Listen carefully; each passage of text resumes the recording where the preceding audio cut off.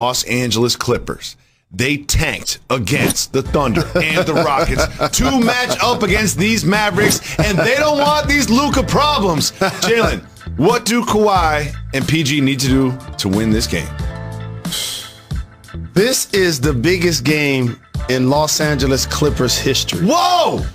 Now, shout out to Norm Nixon, my OG. I remember when he played, and Lloyd Vaught played, and Danny Manning played, and Q Rich and D Miles and Lamar Odom, my guy Mo Taylor. Like, I know the history of the Clippers. They don't have a retired number, and they don't have a statue in front of their building. As a matter of fact, I don't believe they have a Hall of Famer. Okay. Wow. The last time they were in a position to be a contender was kind of like Lob City. Yeah. But at least Lob City had a few good seasons. This is the first round. They got bounced in the bubble last year after adding Kawhi and Paul George by our Denver Nuggets. And then you come back the next year, change coaches from Dr. T. Lue, and lose in the first round? Oh, no, they just, no. They set up this first round matchup. They lost to the Rockets and the Thunder, who were both tanking to set up this matchup, and now they have the Luka problems. And if what you're saying is correct, doesn't it kind of become really important to keep Kawhi Leonard? Yes. Okay. So at least with Lob City, I was at the game when they lost to Houston when they came back almost down 20. Like, I remember like the Clipper meltdowns in certain playoff games, but they were in the second and third round against.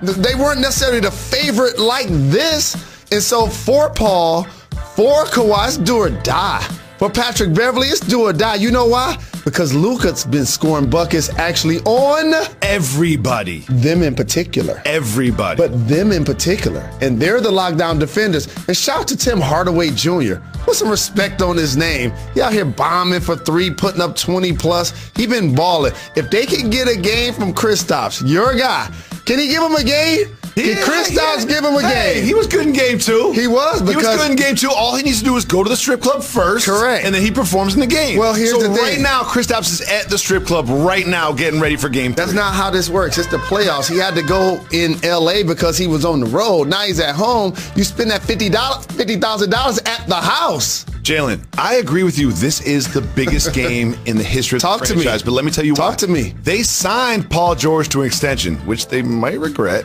However, they won't regret it. If they lose in the first round, Kawhi Leonard is going to get a call from Pat Riley, as I mentioned before. And I'm telling you, Kawhi Leonard to the Miami Heat, if they both lose in the first round, is a real thing. Imagine Bam, Jimmy Butler, and Kawhi on the Heat. Pat Riley got LeBron James from Cleveland to Miami Beach. You think he can't uproot Kawhi Leonard from Los Angeles to Miami? And also, they've been there, done that. Don't talk about the dynamics of the Miami Heat without mentioning Eric Spoelstra. Yep. Because whether it's a LeBron, D. Wade, and Chris Bosh, whether it's Jimmy Butler and Bam Adebayo is developing players like Duncan Robinson and Kendrick Nunn, I've seen him do it. But for Clipper fans, again, this is the most important game in the history of your franchise. And our producer, Demetrius, he's a Clipper fan, right? Yeah. He loves the Raiders as well. And he caught himself jumping on the bandwagon. Now he's not keying. No. Right, they're down 2-0, and they lost both of their home games. Have you seen D? Haven't heard anything about him. Is he still on this show? Haven't heard anything from Demetrius about the Clippers. I ain't seen him. Well, Jalen, there's something that we must address. And frankly, I'm disturbed and disgusted by the way that NBA fans have behaved. I love having the fans in the game. I love the playoff atmosphere. However, we have Trae Young getting spit on by someone in the second row. We have Russell Westbrook having popcorn poured on him. And now we have Ja Morant's father being heckled with racist remarks from the stands. Jalen, how do you feel about the way the fans, these bad apples, have impacted these playoffs? So I want to make sure that individuals don't become the mass. As somebody that's been a part of this league on every level, basically as a player and then as a fan and still going to a lot of games, like the NBA has done a terrific job of creating a fan experience like no other in professional sports. They're basically able to touch the players, able to slap high fives with the players, and that fan experience has grown the game exponentially, and the popularity of the players and the salaries of the players and the growth of the game. But with that being said, what is the one singular thing, your brother, for 10 years, what's the one thing I don't like when I'm in public? People taking pictures of you without asking. Because I'm not a zoo animal, right? I will do it. You don't have to be like, I got you, right? I don't like that. And this reminds me of that because you pay for your ticket, you're getting entertained, but you're trying to treat us like we're the zoo animals. And you wouldn't even throw popcorn on them. No. You wouldn't even spit on them. You wouldn't even hurl racist chants at them. So when I say my Black Life Matters and there's 29 messages on the back of jerseys, this is what players are talking about. I'm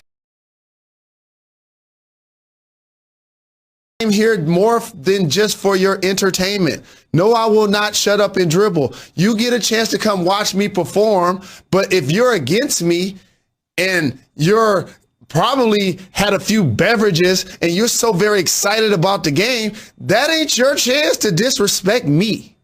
And to spit on somebody is disgusting. Never done it in my whole life. Right. I'm shocked. I'm shocked it actually happened. I'm shocked it happened. Someone is sitting in a $5,000 seat, spit on an NBA player. Jacoby, can I tell you what also I'm disappointed? I need the NBA to step in and go harsher on these punishments. Yes. Like each of these individuals should be banned in perpetuity from all NBA sanctioned events, not just from this year. Oh no, concerts, concerts, everything that happens at that venue needs to be banned for life. Absolutely. And I really need that to happen. But you know what else I need to happen? When you go to Madison Square Garden, or whether you at the Wells Fargo Center in Philly, or whether you in Utah, whether you in DC, you know what's present? Cameras. And you know what makes me disappointed? That I can't really see the face of the person that spit on Trae Young. I haven't said. Where's that camera at? Where's that footage at? I have not heard that person's name or seen their face. The person in Philly was a season ticket holder. They know who he is.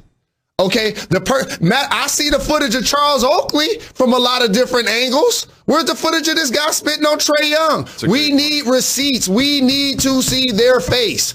Hold them accountable. Jalen, we have Game 3. Knicks versus. Stop disrespecting the brother. Tonight. Trae Young. He said, "I'll see you in."